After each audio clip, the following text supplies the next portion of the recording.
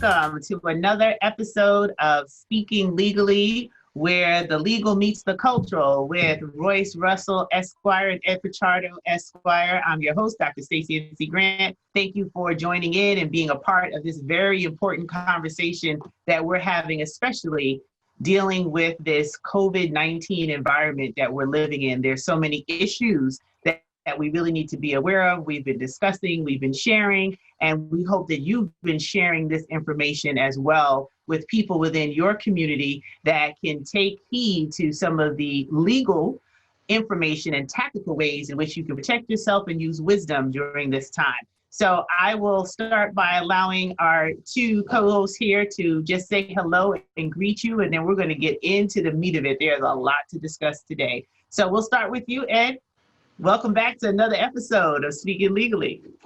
Well, my name is Ed Pichardo. I'm an attorney here in New York City, bilingual Latino, Dominican American. So if you speak Spanish and your English is not that great, I'm your guy, and I'm happy to have you here today. I'm honored to be speaking before you and, for all the attendees and those who are witnessing this live broadcast. Welcome. Thank you, Ed, and over to you, Senor Russell. Well, once again, I just want to say thank you for joining Speaking Legally, where we try to infuse the legal and the cultural and see where they meet and try to educate and inform and also try to resolve whatever we can in the time that we can. And I hope everybody is safe and doing well. Awesome. Well, thank you so much. And we appreciate those of you that also leave questions, and you've had some additional inquiries post the show. We're going to continue to bring you this information as the weeks continue to go by. It's changing a lot in the news. Ed, you were just sharing some highlights that we might want to discuss before we get into something that's definitely been a topic of conversation since we last met. Well, absolutely. Right now, we're in the midst of this COVID-19. We know that it's disproportionately hitting our community. I suffered a personal loss myself, but in terms of what we discuss on this show, we've been discussing over the course of several weeks the enforcement of social distancing rules and protocols. And, some really interesting information came out about some disparities or some major disparities regarding the enforcement of social distancing. And listen, I just want to give shout outs to the number one Boricua on the set, Eric Gonzalez, DA of Kings County. I used to work for him, and he came out with some numbers that then triggered the city to then come out with citywide numbers as to the disparities that exist with respect to social distancing enforcement and arrests. 35 out of 40 people who were arrested for social distancing violations, 35 of 40 were Black. That's big. That's like, how does that happen, right? And in certain neighborhoods. So I welcome all viewers to pull up those articles and see if you live in those neighborhoods. Maybe you need to be a little extra, careful there. I mean, come on. And then we had numbers for New York City come out shortly afterwards, released by the NYPD. 374 summonses, 193 of those to individuals identified as Black, 111 Hispano, mira eso, 51 white, 14 Asian, 3 Native American. So you're talking about more than 200 of that 374 are Black or Latino. ¿Qué es lo que está pasando aquí? What's going on? Royce, what do you think? Well, we know what's going on. It's what we call hiding in plain sight, right? I don't think we need COVID to have an understanding of what has always come to our community, and that is the disparity as far as treatment is concerned, over policing, the quota system. We're going to take advantage of our position type of mantra and slogan. And so now we see it here. Once again, if I had a hat on, I would take my hat off to Eric Gonzalez. Not surprisingly, because we talk about the African diaspora, You know, he is part of the African diaspora. As far as I'm concerned, Latino is part of the African diaspora. But what's surprising is that he is taking the lead on this. And you look at a county like the Bronx, where we know is mostly people of color, they are not taking a lead on it, right? The DA there is not moving in key step with Gonzalez to really reveal these numbers, to talk about these numbers, to deal with these numbers, to deal with how prosecution is going to happen. See, it's one thing to give the tickets. It's another to deal with the prosecution of it. And, you know, I can understand the DA saying, look, it is not my position. I may be overstepping my bounds in reference to telling the police what to do, but now you have to prosecute these summonses. I want to know, what is that going to look like? You're the one that's going to be dealing with the warrants that come out for somebody forgetting about the fact that they have a ticket. I want to know what the DA is going to do to deal with that. I mean, those are short-term but long-term issues that are going to come to our community that we're going to need to resolve, because I can tell you right now, you get a summons today, you're not paying it today. You're not doing anything with it today. It is months from now. And months from now, when you stopped and you forgot about it and you have this warrant, what will the DAs do in that respect? Given we see the numbers, given that the DA in the Bronx and the DA in Brooklyn are people of color, how are we going to, you know, make sure that we take that in consideration in what I call doling out justice? You know, how do we see the face of change when we know that the disparity exists and that our communities are being over-policed? What is the end result? And if we don't know it now, what are we going to wait till the time that we go to court and then it surprises us? And then surprises when we have legal aid or public defender, someone that is not, you know, necessarily tied to the person. And once again, I'll say it again, if you don't have an attorney that's in your life, you need to go get one, because these are trying times, and the racism and the biases and the disparities and all those things are being hidden. We're not in Alabama where, you know, words are said and words are meant. We're in the metropolitan area where, you know, every move is not the real move. It's a fake move. Oh, well, what about Georgia? Or Georgia, right. How about if you're running, right? Exactly, You happen to be running in the wrong place. Right, and so we need to understand where we are and how we're going to move in these times, because no one is taking in consideration the things that we take in consideration. No one is taking in consideration the mental health issues that someone may be suffering, the anxiety issues that someone may be suffering, the overcrowdedness that someone may be suffering. And I bet you when you look at the numbers down at Central Park, or you look at the numbers in the suburban areas, you will see that the numbers or the people that have received summons are quite diverse. It's not all Black or Latino, it's just people in the community. But when you go to Harlem and you go to Brooklyn, you know who resides there. Broad brush, not everyone, you know, that's of color resides there, but we know the dominance there. And how you treat those people and how you treat us is important. And I encourage all the young folks and all the old folks to make social media your number one tool. It's okay to protest. It's okay to congregate for a cause, even though you might be breaking the law. Understand that for every action, there's a reaction. However, if we can work smarter and not harder to get our point across over a long period of time, because social media and videos is for a long period of time, we need to use that to our advantage. And I gotta give DA Gonzalez some props. He said that he wasn't going to prosecute any of those 40 arrested. So, you know. And he's standing alone.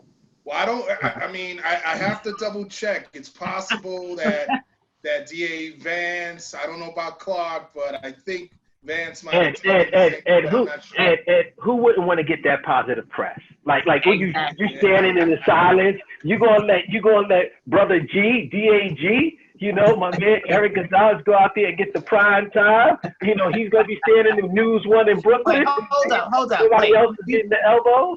Let let me rep for Queens. I'm a hope if my DA is not doing something that she's standing with it too. I'm going to find out and do some research. But before we switch gears into the social media, I want you to keep your point, Royce. I want everybody to really understand that when you just gave those numbers, and we really do need to applaud DA Gonzalez for bringing that to the forefront, because I saw the pictures. We all saw the pictures of what was happening in Central Park. And there was a whole different energy that law enforcement brought to warning people and moving them away, a completely different energy. So let's call a thing, right? It is different. We see that in our communities, we're going to have to be prepared to deal with the mental health, to deal with the other issues, because nobody else is dealing with it for us. So we have to not only be prepared for where the disparities are going to come, but how do we as a community start taking care of ourselves? Because no one's coming to save us. We have to save ourselves. Right, and so that gets back to what I've been preaching and saying. I've been preaching like the pastor with the Bible, preaching with the cardiac arrest. Like, it's about empowerment, and it's about us taking care of us. You know, we always say we can't look to no one else. That's right, we can't look to no one else. It's about us, and we need to create, you know, our own defense mechanisms. One is, and I've said this before, and I'll say it again, organizations like Justice Committee, organizations like Justice League NYC, organizations like Cop Watch, they have the technology that can help individuals also preserve when they see injustices. They have the technology, and they should share this, where when you take a video, you can send it off to another place. So by the time the police grab your phone, it's already sent somewhere else. It's already archived. It's already saved. Or have the ability to get the application where if someone touches your phone, it takes a picture, so you know who's trying to destroy the information. I mean, this is the level that we need to be at. It's no longer playing checkers. We at chess. Forget backgammon. We're at AC-deucey. We're on another level in combating and protecting ourselves. I see we have a video that's up that looks like we're about to roll with that. Am I right, Dr. Grant? Yes, we are, as soon as you finish that thought, because I was just checking for comments for those of you who are viewing live and who are interacting. Like, this is something that we're about to show you to continue the discussion, but we'll let the video speak for itself and then have our attorneys comment on it. So to the videotape. Thank you. Make sure you put on the audio.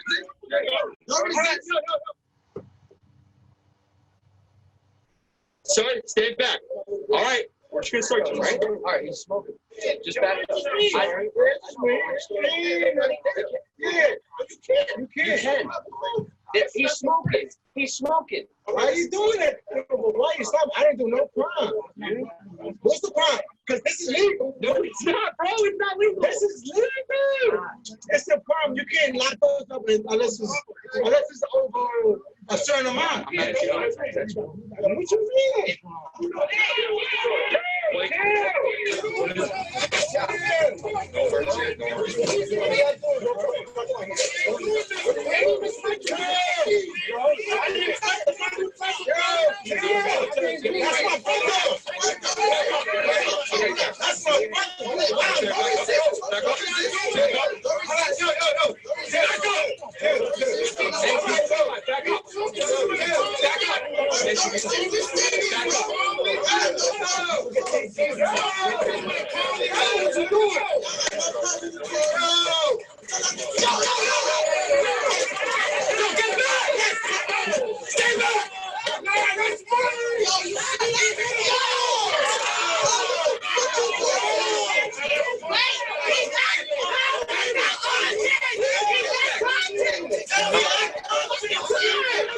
It's 1 minute left, but we're gonna pause it here. And the reason why I said we stop is I want to make sure that we get the information out. I mean, the video is somewhat self-explanatory, and I don't want to point out the obvious. We're losing you a little bit there. Let's just check your volume.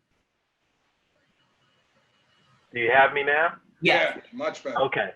So the reason why I stopped it is, or asked that it be stopped, is because what I really want us to now focus on, what I'm going to call the critical parts, the critical pieces. What I think is what I call critical thinking in analyzing what took place. It is obvious that excessive force was used. We could talk about that all day and all night, right? But I want to put that on the shelf. And I want to talk about how we protect ourselves and continually evolving this conversation every time we have it, to repeat the mantra and keep on repeating it, because I think repetition leads to resolution.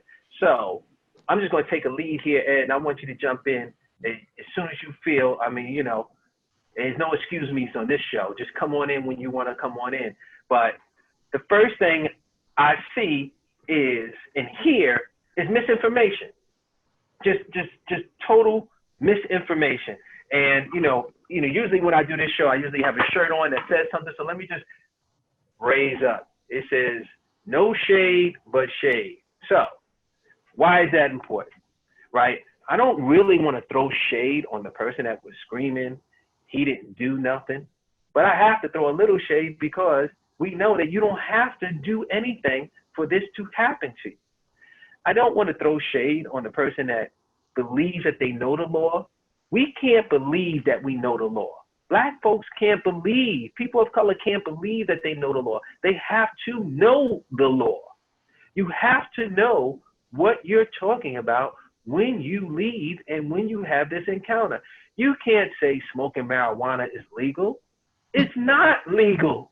Absolutely not. Right? I mean, right now, unfortunately, there is a ghetto myth out there that because there was some talk about the decriminalization of marijuana enforcement laws, that it's now legal. And right. It's not. There is yes, it was a small amount was demoted to an actual crime misdemeanor to an ordinance violation, which is a fine. That's fine, but it's still illegal. It's against the law. That officer can come to you and say, hey, what are you doing, and question you and stop you and ask for your name and run it, because why? He or she has now the ability to issue you a ticket, a fine. He has probable cause. He has a reasonable. He has all the things that he needs to do to effectuate that summons. Now, that is different than how other folks are treated. If you want to talk about that, we can talk about that. But if you're in the midst of the confrontation and you think you're helping the situation by yelling out, he wasn't doing anything. Only thing he was doing was smoking marijuana. You can't. Well, now you don't put handcuffs on the guy because you are saying what he is doing wrong, and you have now taken a situation that was a fine situation, FINE, monetary, low-level violation, and possibly turn that into now an assault of a police officer, whether it is factual or fiction. Resisting arrest, whether it's factional or fiction, disorderly conduct, whether it's factional or fiction, based upon the recording that we see. And we'll talk about body cams, how certain people turn them on and turn them off. We all know that we don't control that. It is what it is. But now you've taken one situation where you thought you knew the law to another situation where you don't know the law. And now you have substantiated and established what I would say, the probable cause for the arrest. I just think it's amazing how we can be misinformed and think that is going to be a product of resolution. We have to be informed. So let me pause. Let's go back. Let's think about this, because I looked this up a little bit. I wanted to see, what's available to the general community who's not an attorney, who kind of taps the keys and sees things. And I think one of the big things is that the community has been hurt by the term decriminalization, because in their minds, I think it was communicated that, it's legal now, and they don't understand the nuances. And so, that's the reason for this show. That's the reason why we're here, to let folks in our community, para dejarte que saber que todavía es ilegal fumar marihuana en la calle afuera. No importa si es más un poquito. It doesn't matter if it's only a little bit and you're smoking a little J or whatever. Not to mention that, I don't know if you noticed in that video, the sidewalk lawyer seems to have a little cup of something. Right. He had the brown juice. It wasn't Robitussin. He had the brown juice. So wait, hold up.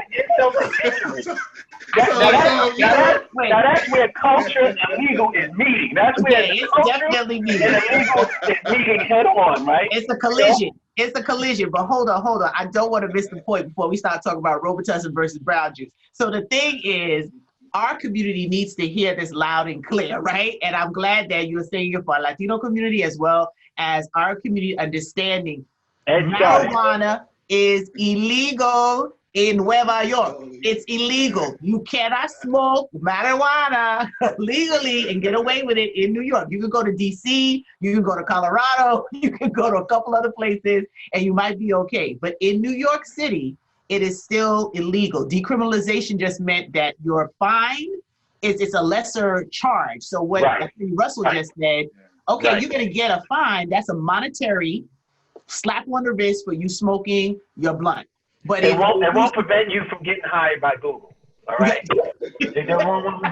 Now we already know some other folks are getting hired by Google that actually have arrests for not only selling but buying, but they went to college and they did all that. So and I just want to say that, you know, listen, kudos to the advocates who worked long and hard in Albany for years to get to even this point. I commend them. I'm not disparaging them in any way. And we can talk about the positive features about you being able to go back and dealing with past arrests and convictions and getting them, you know, removed or modified from your record, things like that, the lowering of the fines, the lowering into a violation, big deal. But please do not think that you can stand there out on some street and smoke and that police officer can't say anything to you and you don't have your mask on, you smoking herb, you drinking out. It's just not a good scene. It's not. And one other thing to add on to that, and I will say humbly,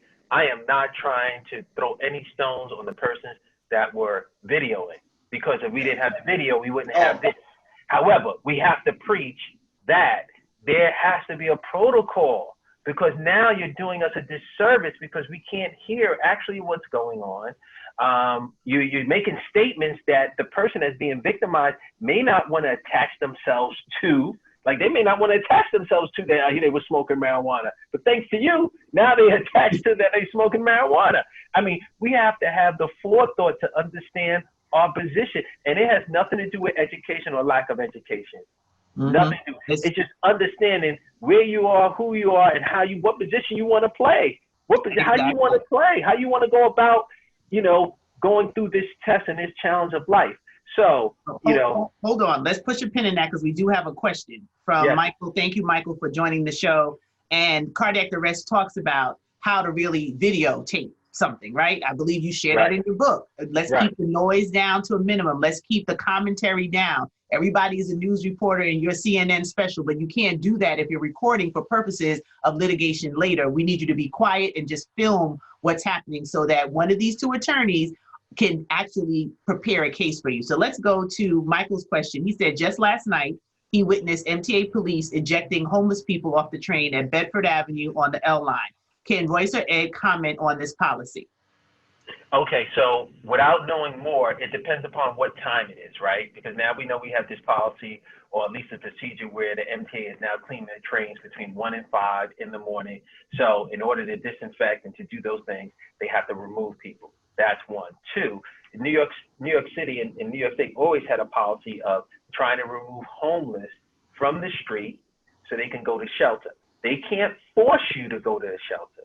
They cannot force you to go to shelter. If you don't want to go to the shelter, you don't have to go to the shelter. So there is no law that says that you have to be placed in the shelter. But the alternative is that you can't stay here. So as they say, you know, some of the movies I've seen and some of the parties we had in the projects, you can party all night. You just can't party here. So, you know, and that's not making light of the situation, but that is just making it very appropriate that, yes, they can remove them. The real issue is where they're going, where they're taking them to. But if they have a job to do, then they can remove them. Just like if that person was in a Wendy's, which is a franchise, or a McDonald's, or in, you know, Foot Locker, the owners can say, you have to leave and you can't stay here. Mm.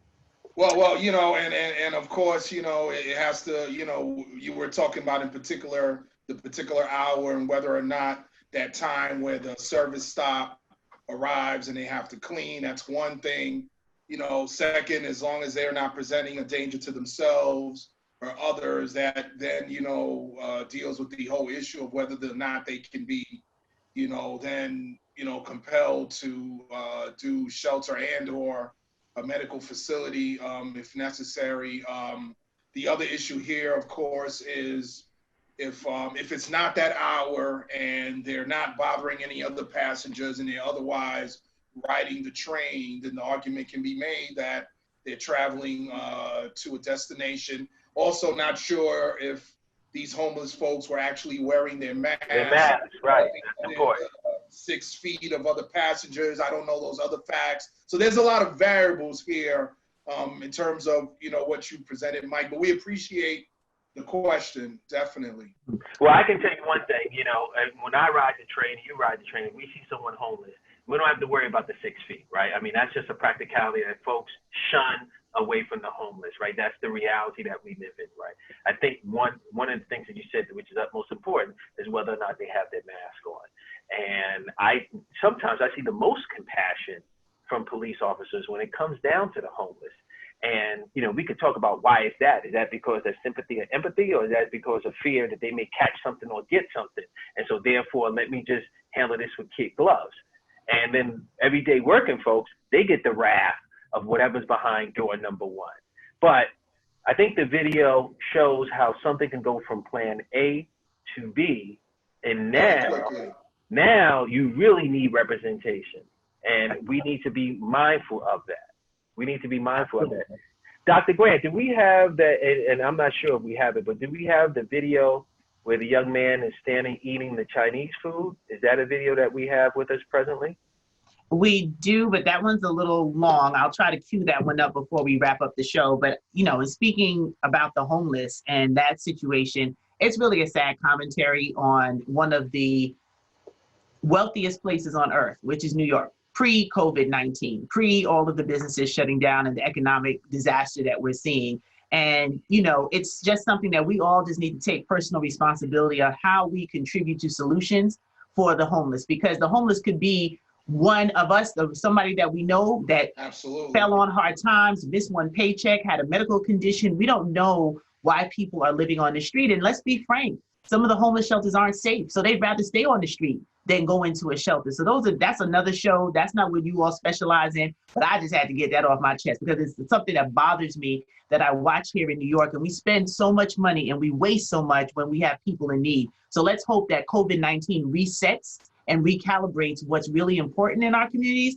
so that we can truly help to solve some of these challenges. So while I go to look for that second video, I'm going to see if we have any other questions. And Michael, thank you for that question. And I want you all to just speak a little bit more on what can we do right now when we see the disparities and how we opened the show. And we talked about D.A. Gonzalez being at the head of the, you know, the charts, so to speak, on highlighting that. What can the average person on social media, Royce, you mentioned using social media as their advocacy right now. What examples can we give everybody that's listening on how to use the time that we have wisely with raising the bar on how these situations are handled?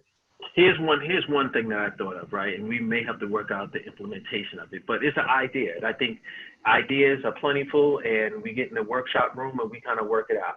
So we know that the city wants no gathering more than 10, right? So, you know, you can gather, but no more than 10. I think that has been floated around. So let's reduce that to 5, right? If you have a Zoom, right, and you're able to Zoom, then you have at least the Zoom package that I have, you can have 100 people, right? So just imagine if every organization that's out here or every group that's concerned about the disparity had 10 or 5 people and on a Zoom at one time, right, where there's 100 participants and it's 10 or 5 people, then that comes up to 500 people. That comes to 5,000 people. And that type of thing is replicated and it's preserved.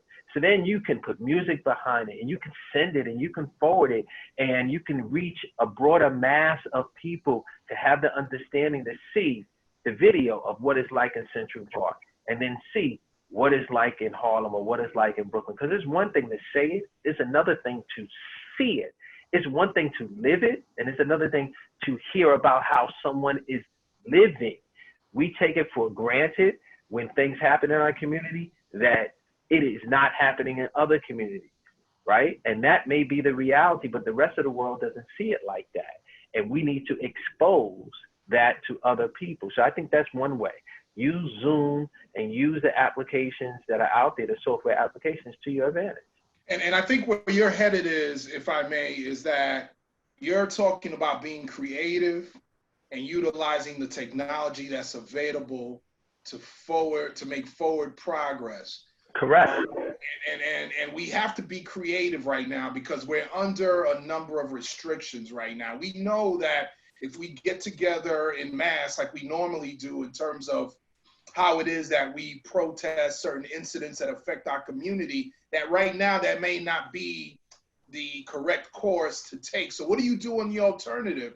I mean, this is not the first time in recent history that oppressed peoples have used technology to move forward their movements. Look at the Arab Spring, and throughout all those countries in the Middle East, those activists decided that they were going to use various social media to collectively organize against the regimes that were oppressing them. We have to think the same way. You know, it's like a metaphor that was presented to me some time back, that if you have to push in a nail, you're going to use a hammer, not a screwdriver, and versus, or rather, if you have a screw and you're trying to put that into that wood, you're not going to use a hammer, you're going to use a screwdriver. So you have to use the right tools at the right time for the right purpose. And in this case right here, there shouldn't be anything wrong with people looking at Zoom and other applications that allow for these online meetings to push forward the awareness, elevate the discussion, make people aware. You know, this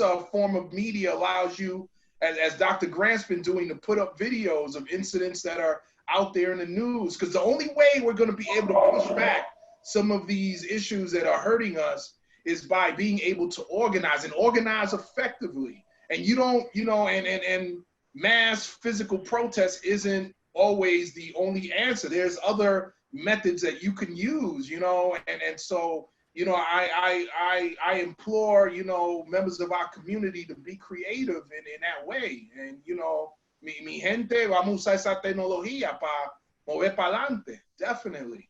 And one of the things that you pointed out by speaking to and pointing out what Eric Gonzalez is doing is highlight what I talk about vote and what I talk about local politics, right? That was a position that he had to run for, and people voted to have him in place, right?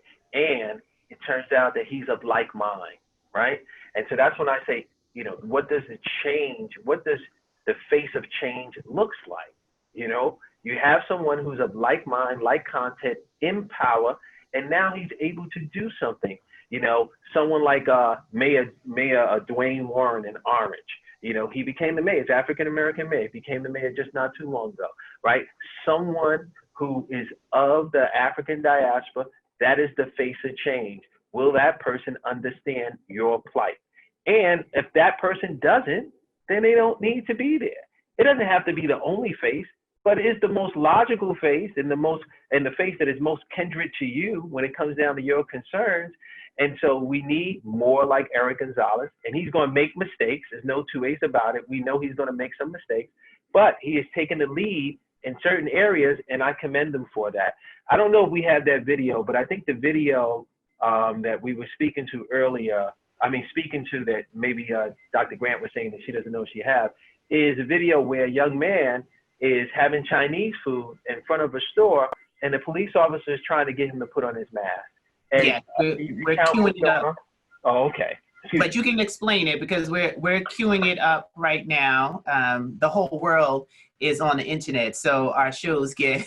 and that's fine. I mean, you know, what Royce is speaking of is an incident that I became aware of recently that, you know, I don't know if many people of our audience is familiar. 125th Street and Lexington Avenue in Manhattan is an area that attracts a segment of our community that's very impoverished, challenged, and, you know, lots of problems, lots of issues. And so you have this particular officer trying to convince this young man to put on a mask, to socially distance from the other individuals that he's with.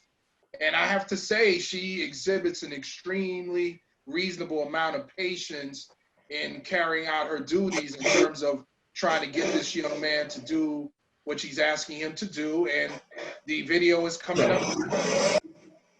Okay, if we can play that a little bit. And I want to tap in on 2 points with this video. That the person that is mostly involved is an African-American person that is on the police force. And so that's what I mean when I talk about infiltrate. That's part of it. And we can watch what goes on. We only watch a little bit of it.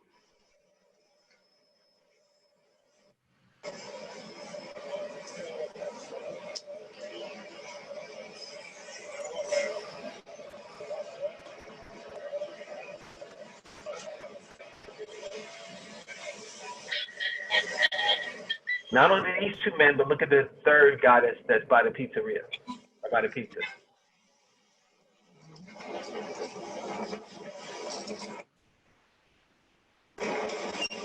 And don't be afraid, folks, because the person who's taking the video is just looking, I guess, for a better angle or keeping a distance from the situation so that, you know, they don't get themselves involved, I would imagine.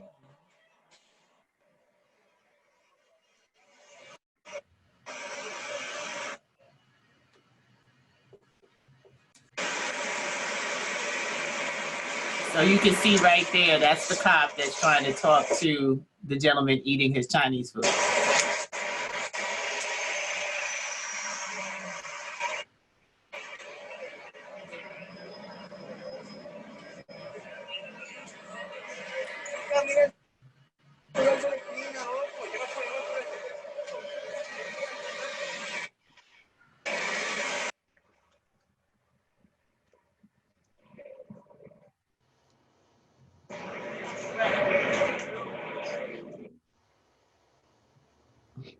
Now that's the commentary for the person that took the video.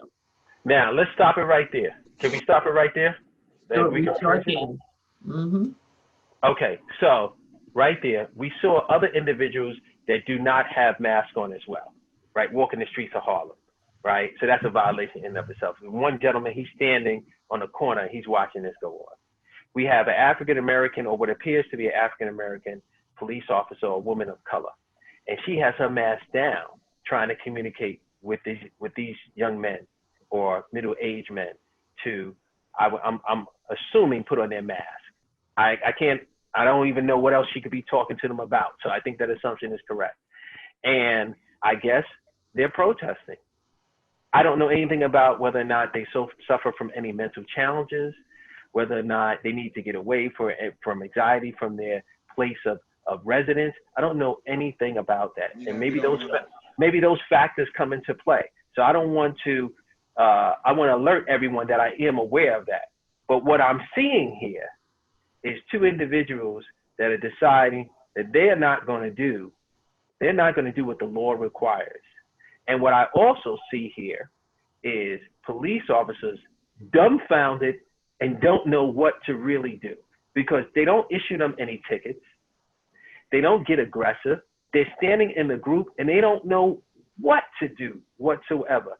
And this could be a situation that turns out to be really, really bad on all sides. But the police officers let them walk away, or at least give them a break to get away.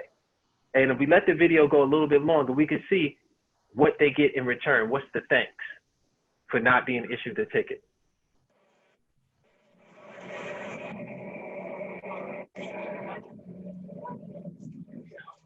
Yeah.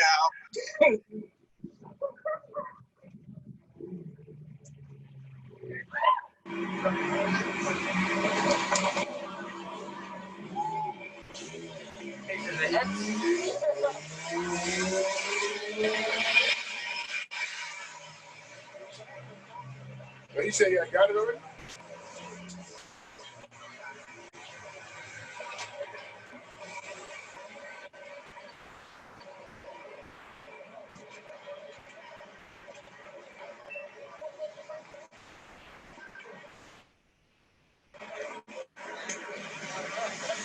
So I'm going to pause it right there because it is a long video, but I think we basically can see what we're talking about. So I'm disturbed by a couple of things. I'm first disturbed by the... Wait, Dr. Stacy, before okay. you go, I just want to let our viewers know that a young lady comes and pulls the gentleman with the beard and the other gentleman with the green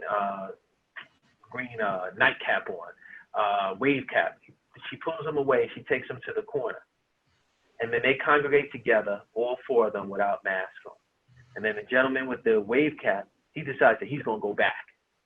We don't physically see him go back, but we see his body turns and we see him leave the screen and he goes back. He doesn't get a summons, but he goes back.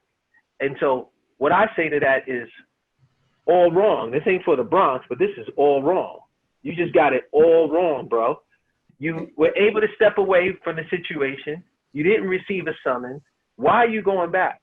What's the need to have the last word and have the last communication that we know happened? I mean, I know. I grew up on 137th Street. I know how it went down. I know. You want to get the last word and you want to say a little something extra. You just can't take your W and walk away. You want to get an L.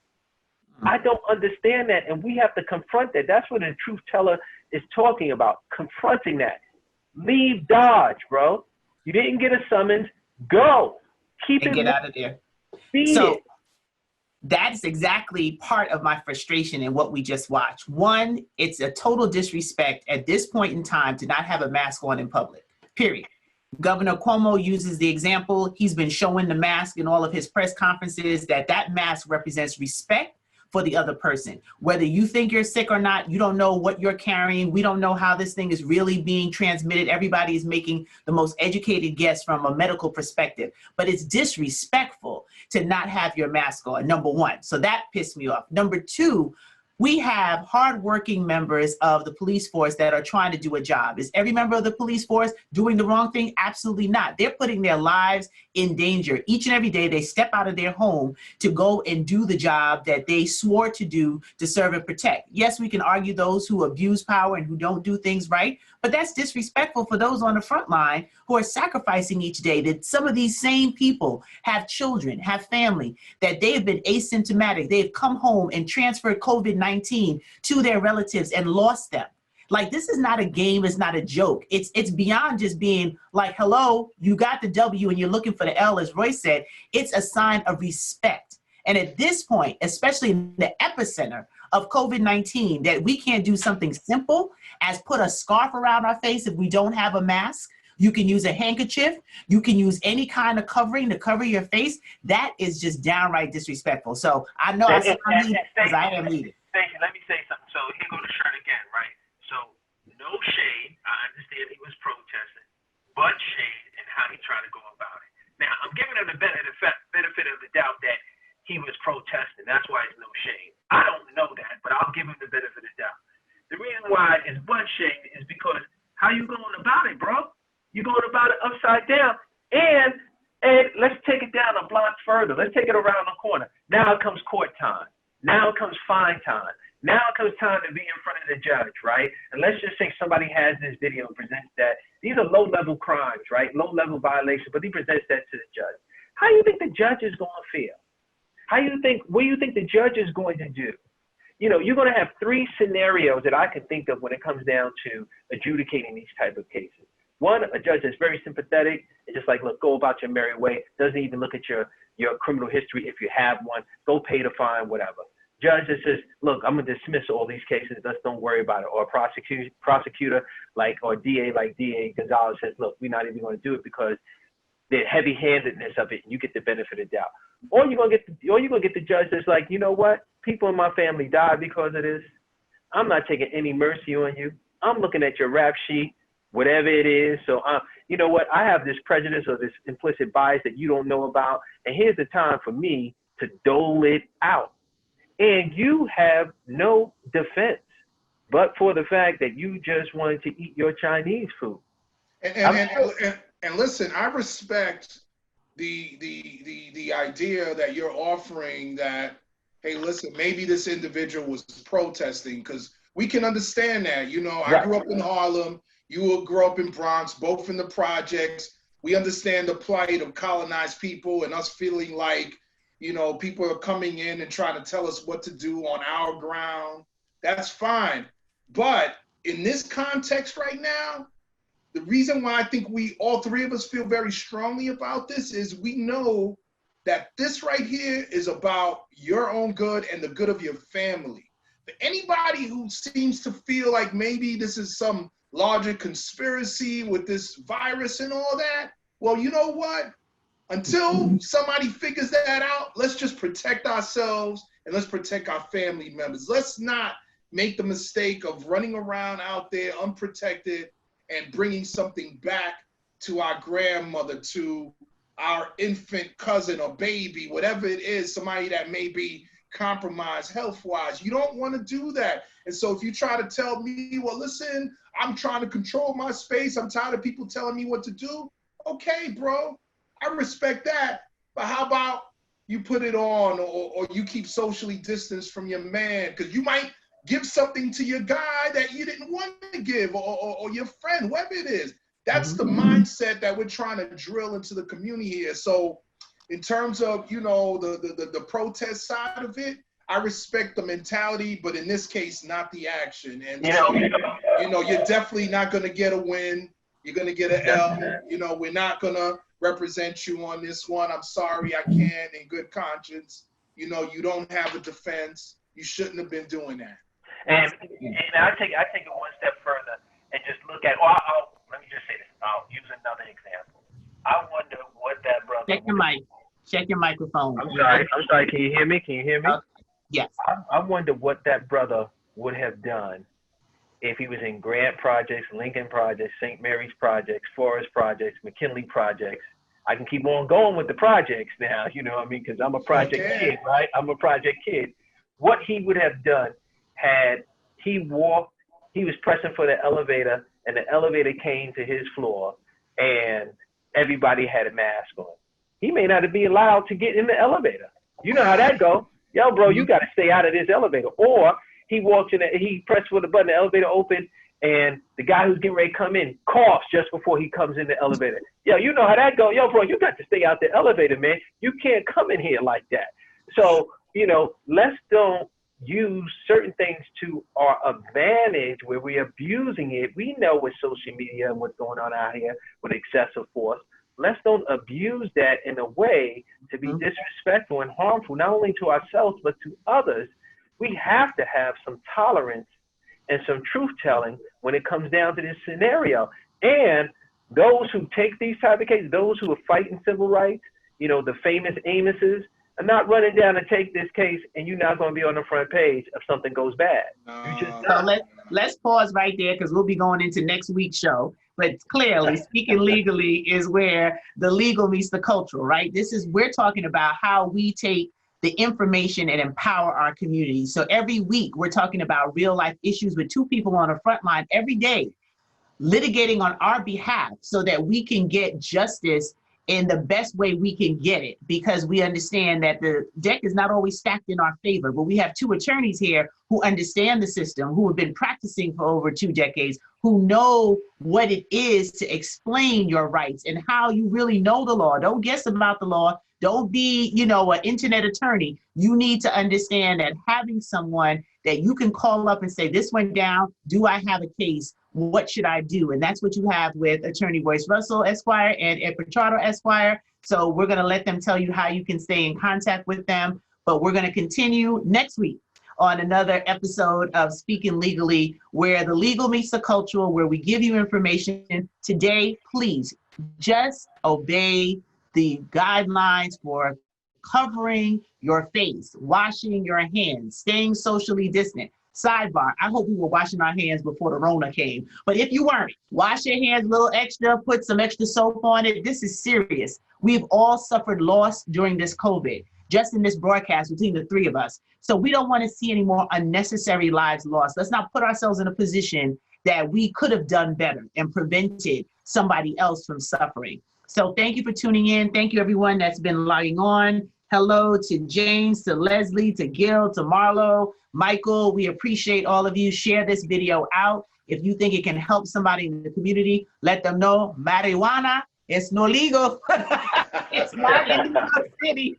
Okay, so let's be clear. You can't get stopped and questioned. The cops are doing their job on that one. So make sure you're sharing this information so the urban myths can be at a minimum and we can practice in our community with knowledge and empowerment to make good choices and good decisions. So with that, Ed, how can they get in contact with you?